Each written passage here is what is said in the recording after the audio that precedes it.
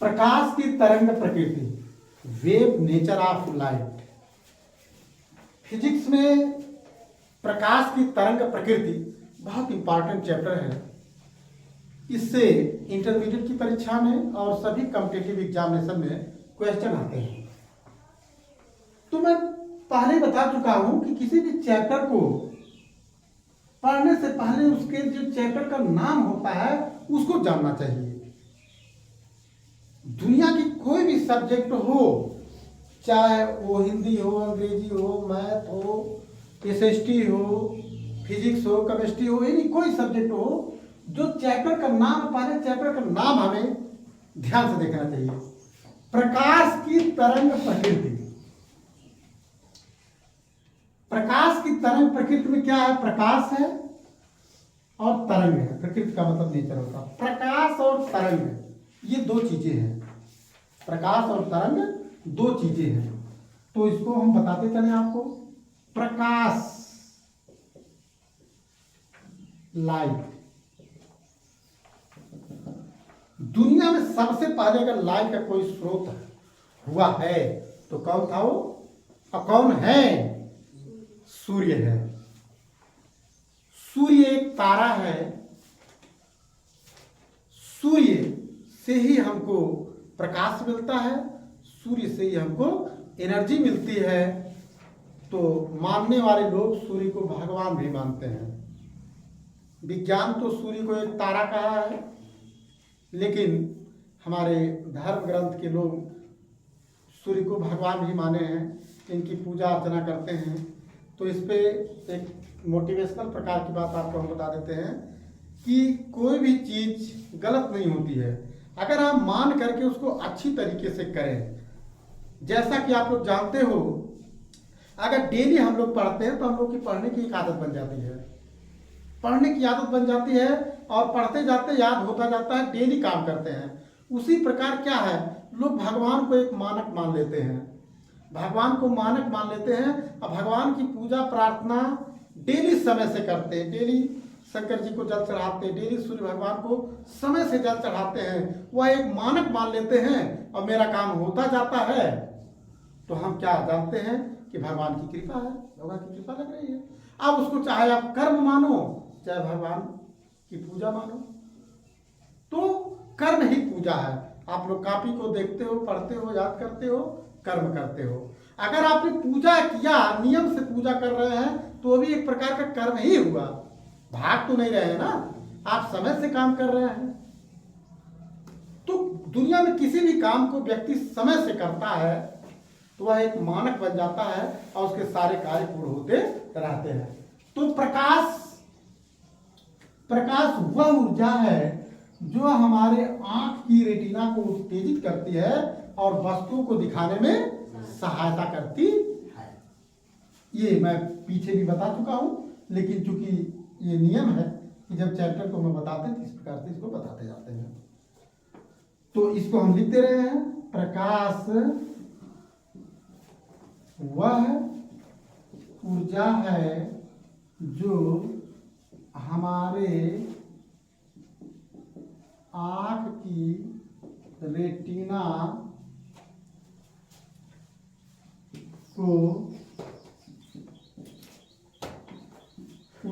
करती है और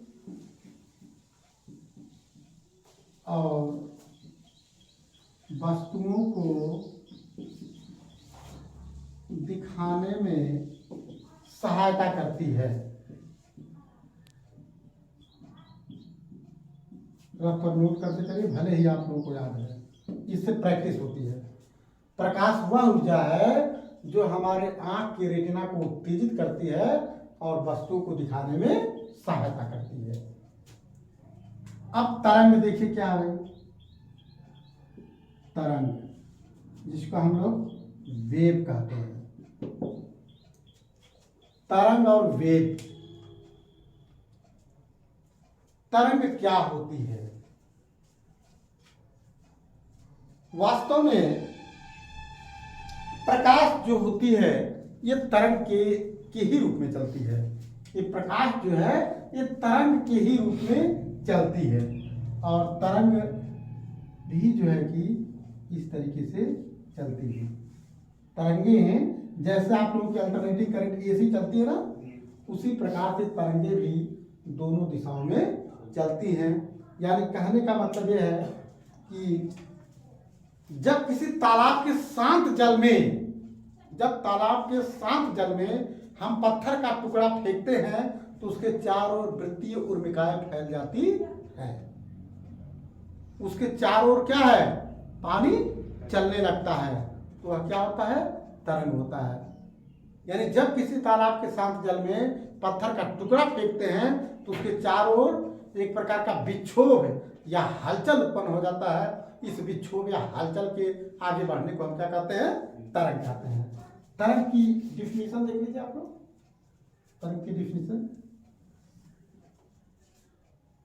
कोई भी द्रव्य किसी द्रव्यात्मक माध्यम में उत्पन्न हुआ विक्षोभ जो क्या होता है, समान वेग से आगे चलता तरंग कहलाता है।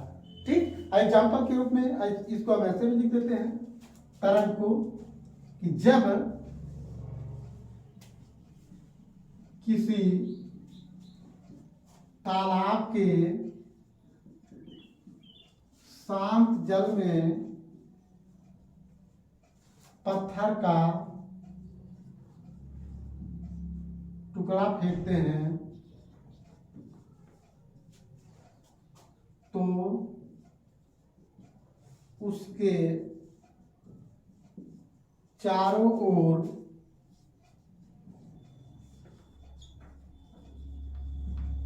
विक्षोभ या हलचल, विक्षोभ को इंग्लिश में लोग क्या कहते हैं, डिस्टरबेंस, अंग्रेजी में डिस्टरबेंस, उसके चारों ओर विक्षोभ या हलचल उत्पन्न हो जाता है। इस विक्षोभ या हलचल के आगे बढ़ने को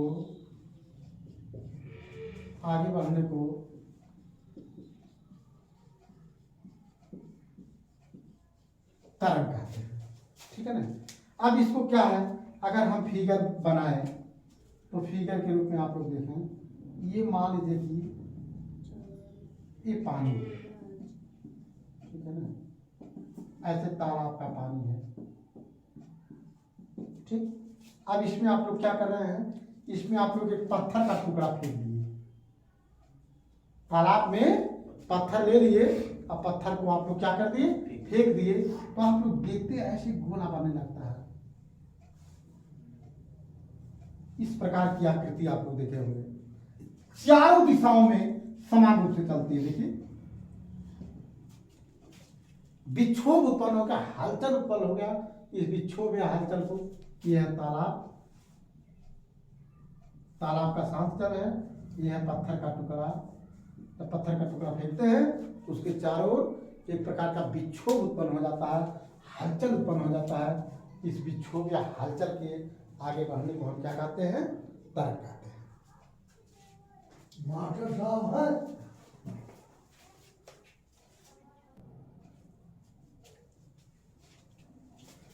प्रकाश तरंगों के गुण।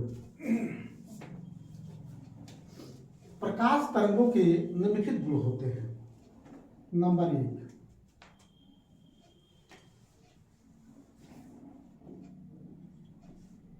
प्रकाश का गमन पथ सीधी रेखाओं में होता है।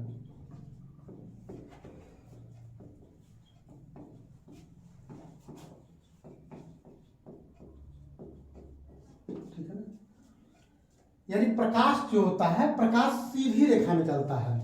आप लोग देखते हैं प्रकाश का जो छाया बनता है, आप लोग चलते परछाई बनती है तो क्या होती है, स्ट्रेट लाइन में बनती है। प्रकाश का गमन पथ सीधी रेखा में होता है। प्रकाश निर्वात में भी गमन कर सकता है। प्रकाश निर्वात में भी गमन कर सकता है। ठीक, वायु में प्रकाश का वेग, वायु में प्रकाश का वेग बराबर 3 × 10⁸ मीटर पर सेकेंड। जल में प्रकाश का वेग, अब क्या है, जल में प्रकाश का वेग थोड़ा कम हो जाता है, 2.25 × 10⁸ मीटर पर सेकेंड। तो जल जो है सघन माध्यम है और वायु क्या है, विरल माध्यम है।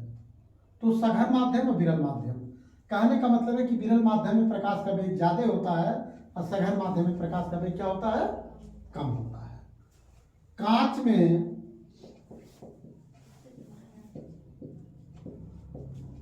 प्रकाश की चाल या वेग, कांच में प्रकाश का वेग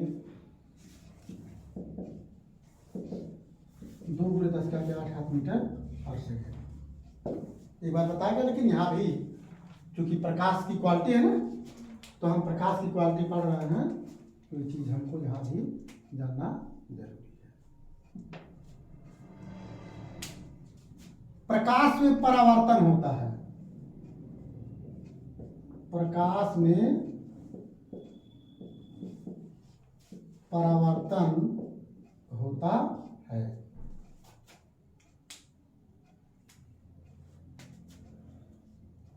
चौथा नंबर, 5वां, 6वां, 7वां, इस प्रकार तमाम क्वालिटी हम बता रहे हैं।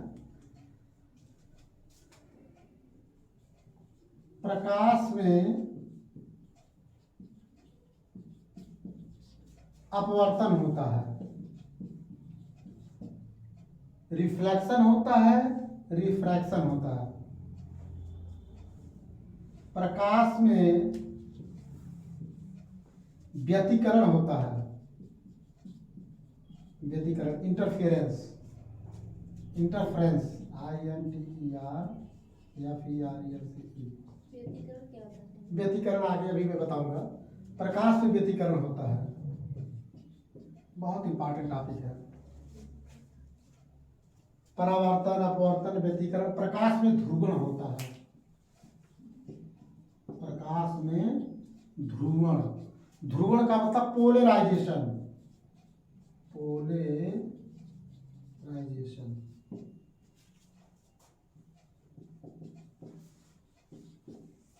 प्रकाश में पोलराइजेशन होता है।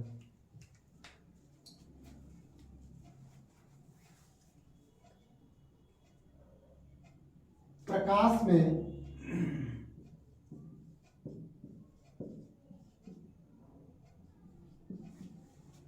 डॉपलर प्रभाव की घटना पाई जाती है। बहुत सारी घटनाएं पाई जाती हैं, ये आपका रिमार्क पॉइंट है।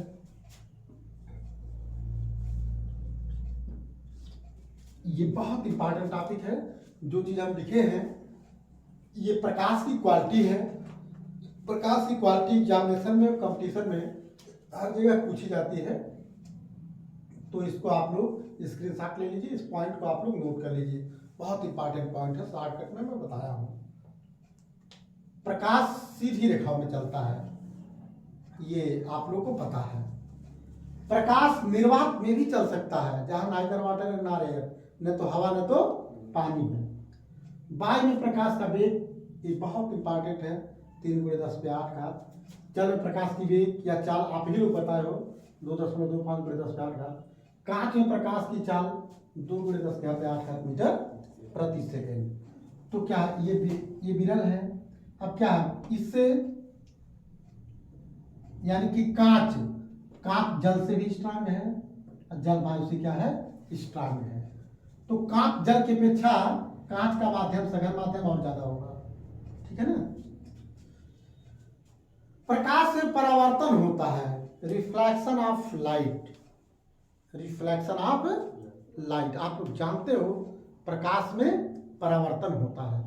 क्या होता है कि जब किसी चमकदार सतह पर कोई प्रकाश पड़ता है कांच पे, ठीक है, तो वहां से क्या होता है, वापस लौट जाता है। इस घटना को हम प्रकाश का परावर्तन कहते हैं। और प्रकाश में अपवर्तन होता है। अपवर्तन भी आप लोगों को बताया है। रिफ्रैक्शन, देखिए भाई हमारे इंग्लिश मीडियम वाले बच्चे, परावर्तन का मतलब क्या होता है, परावर्तन को हम लोग रिफ्लेक्शन बोलते हैं। रिफ्लेक्शन, ठीक है ना, रिफ्लेक्शन। और अपवर्तन को हम लोग क्या बोलते हैं, रिफ्रैक्शन। व्यतिकरण, इंटरफेरेंस, ध्रुवण पोलराइजेशन, डॉपलर इफेक्ट को हम लोग डॉपलर इफेक्ट ही कहते हैं। Doppler effect. अपवर्तन तो आप लोग जानते ही जानते हो कि जब प्रकाश की किरण एक माध्यम से दूसरे माध्यम में जाती है तो अपने मार्ग से विचलित हो जाती है। माध्यम परिवर्तन के कारण विचलन की इस घटना को हम प्रकाश का अपवर्तन कहते हैं। प्रकाश में व्यतिकरण होता है, इंटरफेरेंस। इंटरफेरेंस बहुत इंपॉर्टेंट टॉपिक है। यह टॉपिक इंटरमीडिएट से स्टार्ट होती है और जब तक फिजिक्स आप पढ़ते हैं तब तक चलती है। इंटरफेरेंस आपका इंटरमीडिएट में भी है, बीएससी में है, एमएससी में भी है और इस पे रिसर्च भी होता है। यानी इंटरफेरेंस क्या होता है कि जब लगभग समान आवृत्ति की दो ध्वनि तरंगें किसी एक ही माध्यम में, एक ही दिशा में, एक ही चाल से चलती हैं तो माध्यम के विभिन्न बिंदुओं पर जो ध्वनि की परिणामी तीव्रता होती है वो अलग अलग होती है। कुछ बिंदुओं पर ध्वनि की तीव्रता अधिकतम होती है और कुछ बिंदुओं पर ध्वनि की तीव्रता न्यूनतम होती है।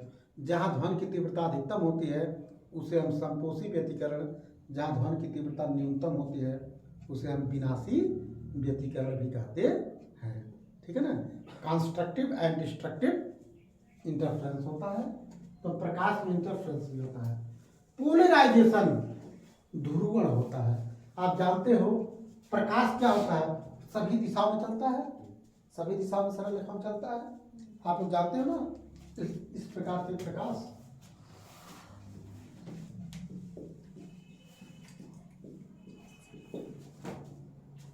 ये प्रकाश ये साधारण प्रकाश है। वैद्युत वेक्टर के कंपन क्या सभी दिशाओं में समान रूप से फैले होते हैं। तो ध्रुवण में क्या आता है, इसी को हम लोग क्या करते हैं, खत्म करते हैं। सभी दिशाओं में न होकर के लास्ट में एक दिशा में हो जाता है, ध्रुवण होता है। ठीक है। तो अब उसके बाद प्रकाश में डॉपलर प्रभाव क्या होता है। डॉपलर प्रभाव, डॉपलर प्रभाव का मतलब ये होता है कि हम इस कमरे में बोल रहे हैं, पढ़ा रहे हैं, आप लोग हमारे पास हो, हमारे अगल बगल में आप लोग बैठे हो, तो हमारी आवाज़ आप लोगों को साफ साफ तेजी में सुनाई दे रही है। लेकिन अभी हम आपको कह दें कि यहाँ से आप लोग जो है कि 40 मीटर और पीछे चले जाइए, तो क्या मेरी आवाज़ साफ सुन जाएगी इतने जितना बोल रहा हूँ? इतनी आवाज़ पे भाई आप 2 मीटर की दूरी पर हो, हमसे 1 से 1.5 मीटर 2 मीटर की दूरी पे हो, लेकिन अभी हम आपको 40 मीटर की दूरी पे कर दें, यही मेरी आवाज़ क्या है, वहाँ जब आप लोग आवाज़ क्या हो जाएगी, आवाज़ की जो तीव्रता होगी वो कम हो जाएगी। ठीक है ना। तो कहने का मतलब यह है कि अगर हम बोल रहे हैं, आप लोग हमसे दूर जा रहे हो तो तीव्रता कम होती जाएगी। ठीक है, आवाज़ मोटी होती जाएगी और एक ऐसा समय आएगा कि आप लोग क्या है, हमारे ध्वनि को नहीं सुन पाएंगे, नहीं समझ पाएंगे, है ना। और मान लीजिए आप 40 मीटर पे हो और हम खूब तेजी में बोल रहे हैं, आप 40 मीटर की दूरी पे हो, ठीक है, और हम जो है खूब तेजी से बोल रहे हैं और आप मेरे ओर आ रहे हो, तो बताइए ध्वनि की तीव्रता बढ़ती हुई प्रतीत होगी कि घटती हुई? बढ़ती हुई, क्योंकि आप लोग मेरे पास आ रहे हो। और क्या है, इसके और भी मैं एग्जांपल दे रहा हूं। रेलवे स्टेशन पे आप लोग खड़े हो, रेलवे स्टेशन पे गए हो, नहीं गए हो? कभी नहीं गए हो? आज तक रेलवे स्टेशन पर आप लोग गए ही नहीं, और आप लोग लगभग 15 वर्ष से ऊपर हो चुके, 15 वर्ष से ऊपर आप लोग हो चुके हैं और अभी तक आप लोग रेलवे स्टेशन पर नहीं गए हैं। तो खैर नहीं गए हैं तब भी कोई दिक्कत नहीं है। और आवश्यकताएं आदमी को ले जाती हैं। अभी आपके मम्मी पापा, मान लीजिए आप लोग यहाँ पे हो, दिल्ली रहते, बॉम्बे रहते, कानपुर रहते, तो आप लोग क्या रेलवे से जाते, बस से भी जाते हैं, लेकिन ज़्यादातर सुविधा की वजह से हम लोग किससे जाते हैं, रेलवे से जाते हैं, जो सरकारी डिपार्टमेंट हम लोग को सुविधा उपलब्ध कराया हुआ है, रेलवे विभाग। तो रेलवे स्टेशन पर आप लोग नहीं गए, लेकिन रोड पर आप लोग गए हैं कि नहीं गए हैं? कभी सड़क पर गए हो? सड़क पर तो आप लोग गए ही होंगे। तो जब आप लोग सड़क पर गए हैं तो देखते हैं जीप, बस, ट्रक, ये गाड़ी आप लोग देखे होंगे जो हम नाम ले रहे हैं। आप लोग जीप देखे हो? जीप, बस, ट्रक, इसको कौन नहीं देखा आजकल? आजकल तो हाईटेक का जमाना है, बच्चा पैदा हो रहा है 21 साल का, मोबाइल में सब कुछ देख रहा है। क्या देख रहा है? आजकल सारी चीजों को आप लोग अपने मोबाइल में देख ले रहे हो। तो आप लोग जब रोड पर जाते हैं और रोड पे खड़े रहते हैं, आपके पास कोई गाड़ी आती है हार्न बजाते हुए, तो दूर से हार्न मारती है तो कम सुनाता है, वही हार्न बजाते लगातार आती है, आपके कानों के पास आती है तो बड़ा तेज सुनाई देता है ना। तो आप की ओर आती है तो आवाज तेज सुनाई देती है, और फिर जब आपसे दूर जाती है तो आवाज क्या होती है? स्लो सुनाई देने लगती है। और एक ऐसी स्थिति आती है बिल्कुल ही सुनाई नहीं देती है। तो जब किसी ध्वनि स्रोत और श्रोता, ठीक है ना, ध्वनि स्रोत और श्रोता, जैसे डीजे बज रहा है तो डीजे स्रोत हो गया, हम लोग श्रोता हो गए, हम लोग डीजे सुनने वाले हो गए और डीजे स्रोत हो गया।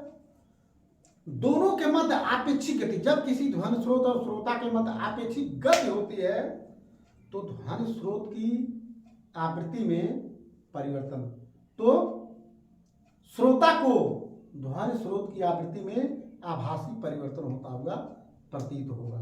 यानी जब हम साउंड की ओर आएंगे तो तेज होगा, साउंड से दूर जाएंगे तो स्लो होगा। यही है, जब किसी ध्वनि स्रोत और श्रोता के मध्य आपेक्षिक गति होती है तो क्या होता है, उस श्रोता को उसमें परिवर्तन, ध्वनि स्रोत की आवृत्ति में परिवर्तन प्रतीत होता है। इस घटना को हम लोग क्या कहते हैं? डॉपलर प्रभाव कहते हैं। तो प्रकाश में डॉपलर का भी प्रभाव होता है। तो ये सारी चीजें होती हैं, इनको हमें जानना होता है। तो प्रकाश की प्रकृति के संबंध में खास करके दो सिद्धांत दिए गए हैं।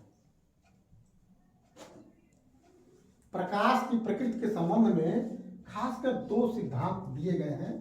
एक है न्यूटन का कणिका सिद्धांत और दूसरा है हाइगेंस का तरंग सिद्धांत। प्रकाश की तरंग की प्रकृति में के विषय में दो सिद्धांत दिए गए हैं।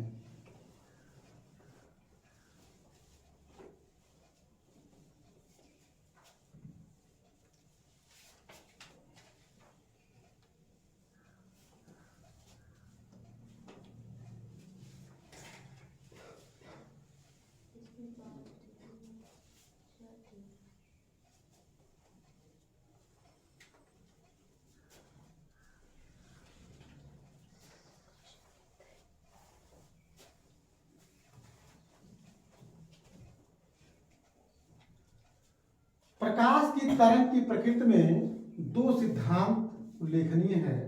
नंबर 1,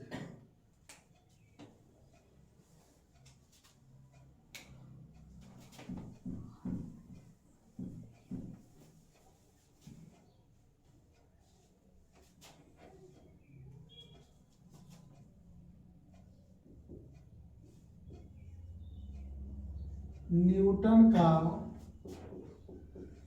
कणिका सिद्धांत।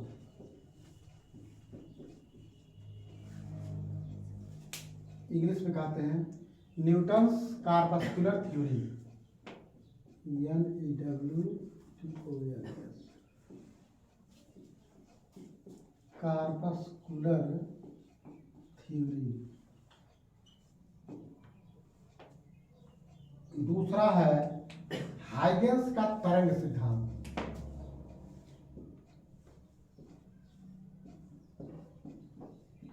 हाइगेंस का तरंग सिद्धांत। Huygens wave propagation theory. Huygens का जो तरंग सिद्धांत है उसको हम लोग बोलते हैं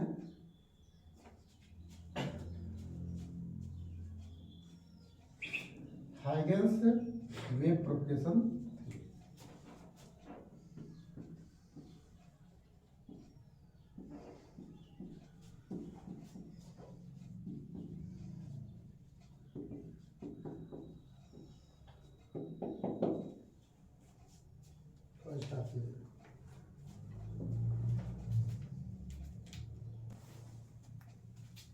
समझिए इसको।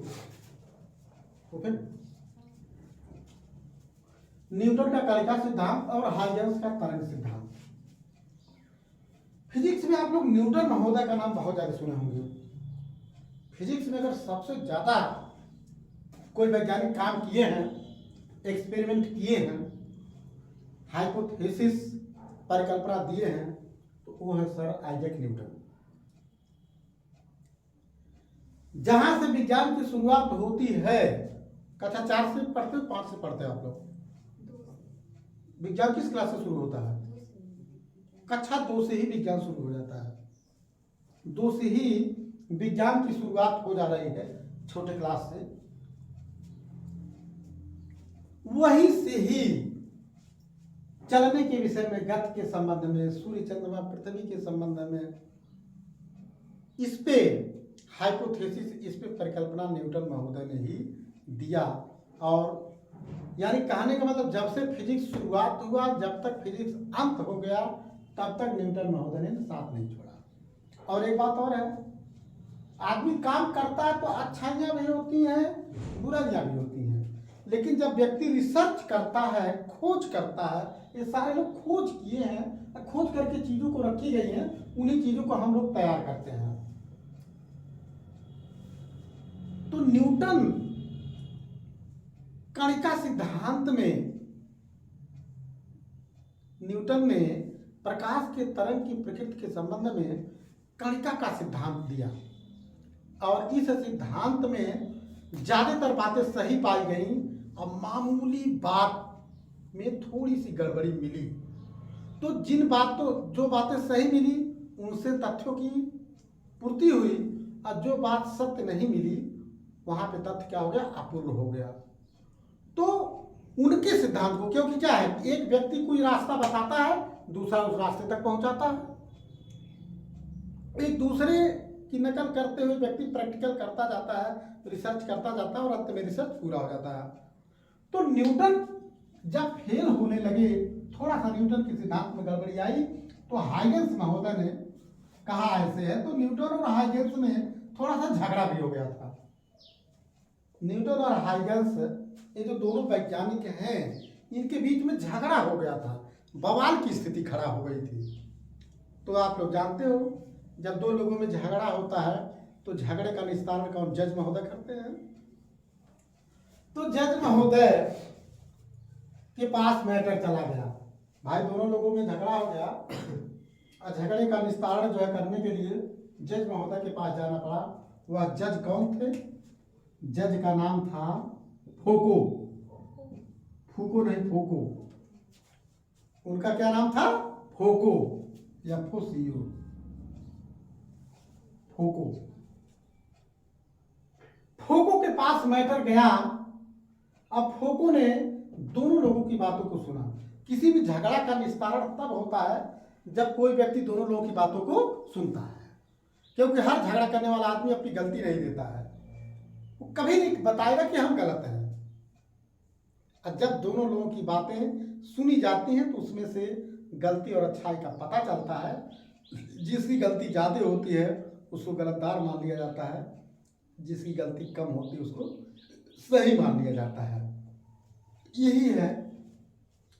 तो न्यूटन ने कणिका के, प्रकाश की तरंग की प्रकृति के संबंध में अपना कणिका का सिद्धांत दिया, और इन्होंने ये कहा कि प्रत्येक प्रकाश स्रोत से असंख्य अदृश्य हल्के कण निकलते हैं, इन कणों को हम कणिका कहते हैं। कणिका क्या है? कणिका प्रत्येक प्रकाश स्रोत से असंख्य अदृश्य हल्के कण निकलते हैं।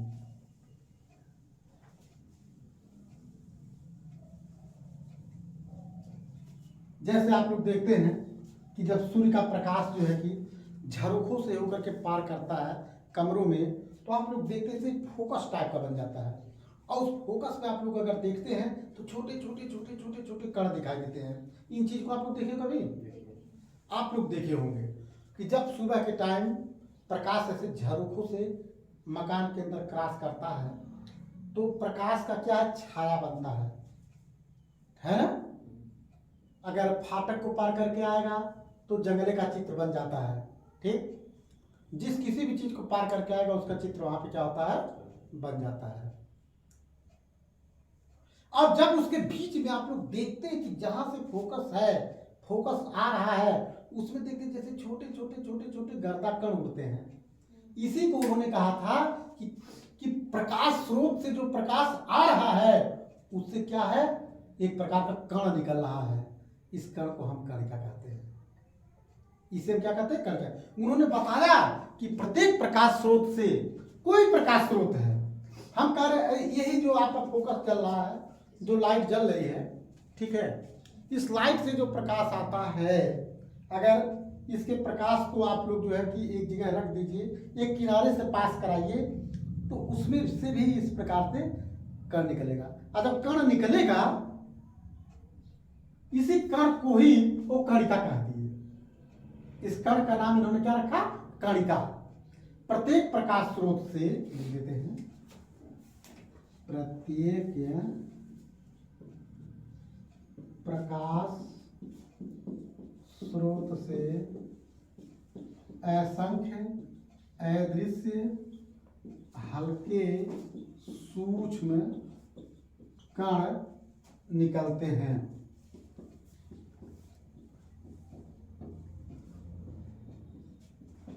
जिसे कणिका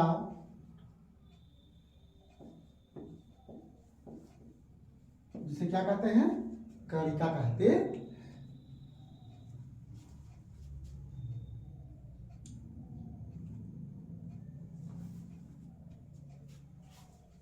ये प्रथम हाइपोथेसिस हो गई, प्रथम सिद्धांत है। दूसरा, ये कणिकाएं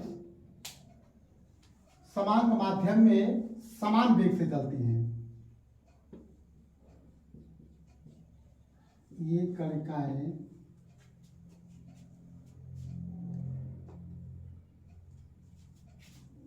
समांग माध्यम में प्रकाश के वेग से चलती हैं।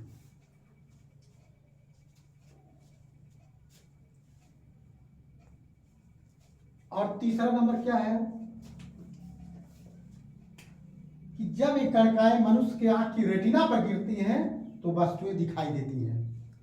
भाई उन्होंने ये सारी बातें सत्य सिद्ध किया था, ये सारी बातें सही मिल रही हैं। जब ये कणिकाएं आंख पर पड़ती हैं, जब ये कणिकाएं आंख के रेटिना पर पड़ती हैं,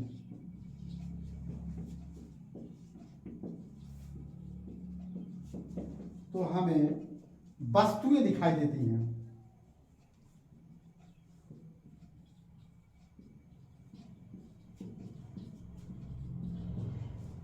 तो हमें वस्तुएं दिखाई देती हैं।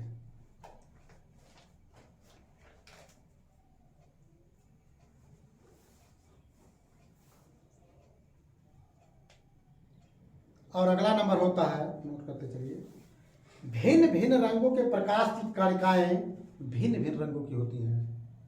भिन्न भिन्न रंगों के प्रकाश की कणिकाएं भिन्न भिन्न आकारों की होती हैं।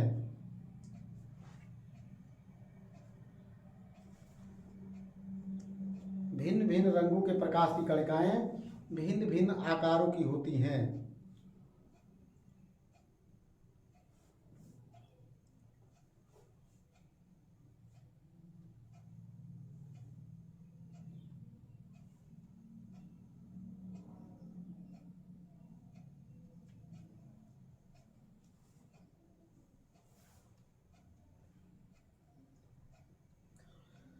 देखिए, तो इससे कहने का मतलब ये है कि न्यूटन ने अपने कणिका सिद्धांत से प्रकाश का जो है सीधी रेखाओं में चलना, प्रकाश का सीधी रेखाओं में चलना, निर्वात से होकर गुजरना, प्रकाश का ऊर्जा स्वरूप होना आदि तथ्यों की व्याख्या हुई, आदि तथ्यों की व्याख्या हुई। ठीक है, अब हम आपको बताते हैं, लेकिन यह सिद्धांत आगे नहीं चल सका और इन्होंने ये बताया था कि समांग माध्यम में प्रकाश की चाल, यानी समान कहिए, ये सघन कहिए, सघन, इन्होंने ये कहा था कि सघन माध्यम में प्रकाश की चाल विरल माध्यम में प्रकाश की चाल से ज्यादा होती है, तो ये गलत कह दिए थे। कणिका सिद्धांत के अनुसार ये बात आई थी कि समांग माध्यम में प्रकाश की चाल या सघन माध्यम में प्रकाश की चाल विरल माध्यम में प्रकाश की चाल से अधिक होती है, जो कि गलत था। और भी क्या गलती थी, अमान्यता के कारण बता रहे हैं, न्यूटन के कणिका सिद्धांत की अमान्यता। ठीक है, कणिका सिद्धांत की अमान्यता के कारण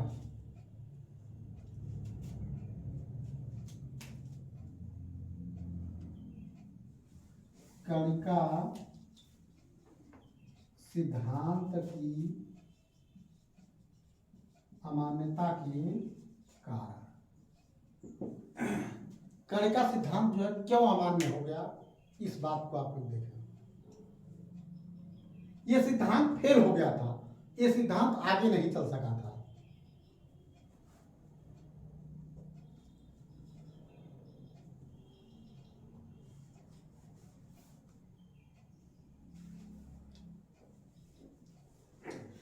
क्या आप ही लोग बताइए, जब प्रत्येक प्रकाश स्रोत से लगातार कण निकलेगा तब तो प्रकाश स्रोत का द्रव्यमान घट जाएगा, नहीं घट जाएगा भाई? जब किसी भी चीज से निकलता जाएगा तो घट जाएगा, तो घट जाएगा तब तो एक दिन खत्म हो जाएगा। इस हिसाब से सूर्य को खत्म हो जाना चाहिए भाई। जब सूर्य से प्रकाश आ रहा है और सूर्य का द्रव्यमान आप लोग जानते ही जानते हैं, सूर्य का द्रव्यमान साइंस ने कैलकुलेट किया है, पृथ्वी का द्रव्यमान, सभी चीजों के द्रव्यमान को साइंस ने कैलकुलेट किया है, सूर्य, चंद्रमा, पृथ्वी, तारे, सबके द्रव्यमान को कैलकुलेट किया गया है। तो जब उससे हल्के कण निकलेंगे, जब प्रत्येक प्रकाश स्रोत से असंख्य सूक्ष्म अदृश्य कण निकलेंगे तो क्या होगा, उसका द्रव्यमान घट जाएगा और अंत में क्या होगा, उसका विनाश हो जाएगा। ठीक है ना, अंत में क्या हो जाएगा, विनाश हो जाएगा, खत्म हो जाएगा। और इनके अनुसार जो होता है कि सघन माध्यम में प्रकाश की चाल विरल माध्यम में प्रकाश की चाल से ज्यादा होती है, जबकि गलत है। यह सर्वविदित है कि प्रकाश की चाल विरल माध्यम में सघन माध्यम से क्या होती है, ज्यादा होती है। ठीक है ना।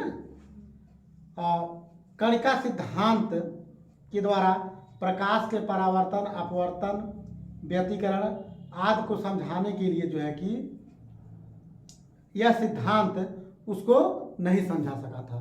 कणिका सिद्धांत ने परावर्तन, अपवर्तन, विवर्तन, भाई जब प्रकाश की चाल अंतर रहेगा, यानी सघन माध्यम में प्रकाश की चाल विरल माध्यम में प्रकाश की चाल की अपोजिट रहेगी तो परावर्तन हो पाएगा, अपवर्तन हो पाएगा, व्यतिकरण नहीं हो पाएगा।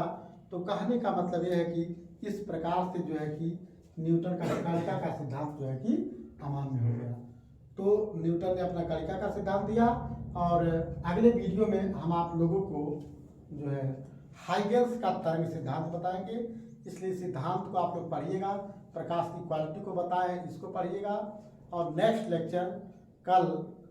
लेक्चर जो है कल वाले में हम आप लोगों को जो है कि हाइगेंस का तरंग सिद्धांत बताएंगे। हाइगेंस का जो तरंग सिद्धांत है ये बहुत महत्वपूर्ण होता है। हाइगेंस का तरंग सिद्धांत बहुत महत्वपूर्ण होता है। ये पूर्ण रूप से सही निकला था। ये जो है कि जब न्यूटन और हाइगेंस के बीच में जब विवाद हुआ था तो उस विवाद को खत्म फोको ने किया था और इनके जो हाइगेंस ने बताया था, हाइगेंस ने सही कह दिया था कि विरल माध्यम में प्रकाश की चाल जो है सघन माध्यम में प्रकाश की चाल से ज्यादा होती है। और उन्होंने सूत्र के द्वारा सिद्ध किया था। फोको महोदय संतुष्ट हो गए थे। फोको ने हाइगेंस की डिग्री कर दिया और न्यूटन फेल हो गए, लेकिन फिर भी न्यूटन की वैल्यू कम नहीं हुई, क्योंकि न्यूटन सबसे ज्यादा प्रयोग किए, सबसे ज्यादा सफल हुए और इस सिद्धांत में भी काफी बातें सत्य मिली, लेकिन कुछ बातें जो है कि जा करके गलत हो गई। तो यह कहने का मतलब एक मार्गदर्शन का काम किए, आदर्श का काम किए। और आप जानते करते हैं अच्छे आदमी की नकल अगर कोई करता है तो अच्छे से भी अच्छा बन जाता है। तो एक तरीके से न्यूटन की नकल हाइगेंस महोदय ने किया और हाइगेंस की डिग्री हुई, लेकिन फिर भी इतिहास के पन्नों में स्वर्णिम अक्षरों से न्यूटन के सिद्धांत को दिया गया। इस तरीके से न्यूटन का सिद्धांत, हाइगेंस का सिद्धांत फिजिक्स में एक छाप बन गई और इससे कई तथ्यों की पूर्ति हुई। तो विद्यार्थियों वीडियो को खूब ध्यान से पढ़िएगा, समझिएगा। लाइक, सब्सक्राइब, शेयर, कमेंट करना ना भूलिए। बहुत बहुत धन्यवाद। सादर प्रणाम।